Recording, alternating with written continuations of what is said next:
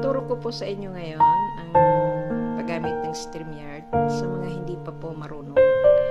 Una po, punta kayo ng Google, then type nyo streamyard.com, ayan. Then,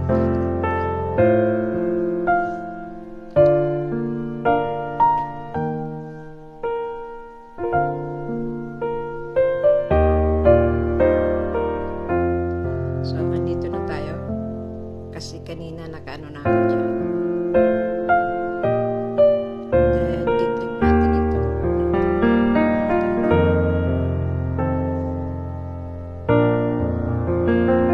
Ayan. Tapos, ang sunod natin ay i-click destination. Ayan.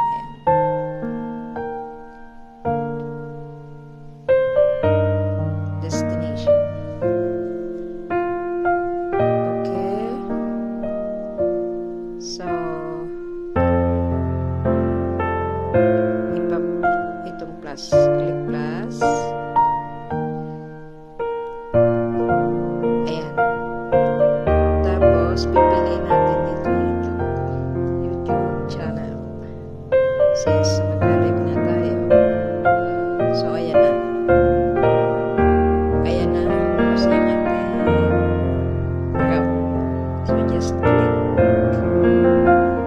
your email profile.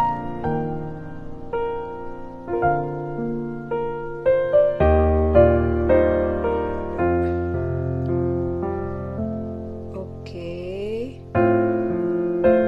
Then, click allow.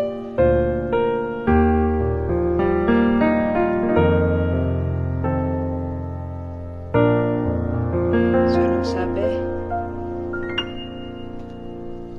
You're connected in YouTube channel. So, punta tayo dito sa Create Broadcast. Click Create Broadcast. Okay.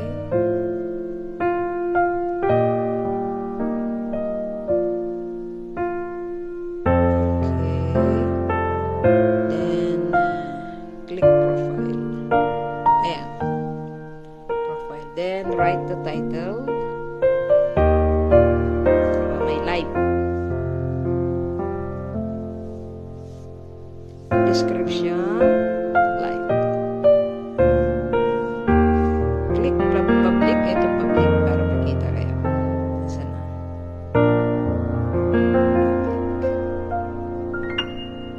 Ayan, public. Then, create broadcast.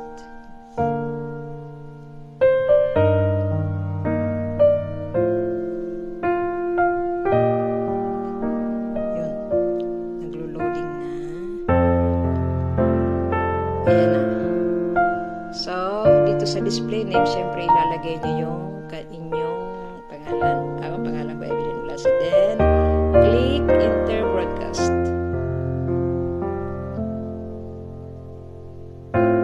So, ayan na. Then, ayan na. Then, eto, go live. Click go live.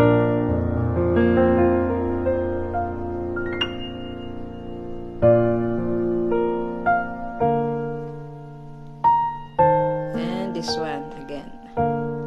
Panang. Ayan na. Oh. You are live.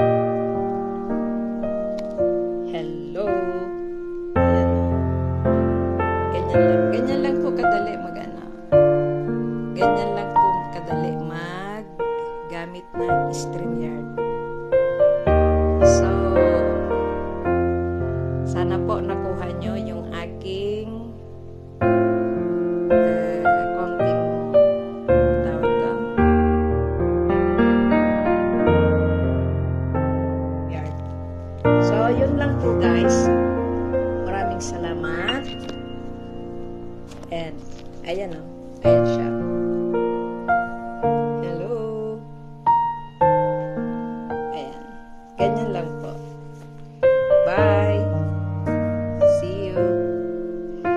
Don't forget forget to subscribe my channel, like and share, and of course comment.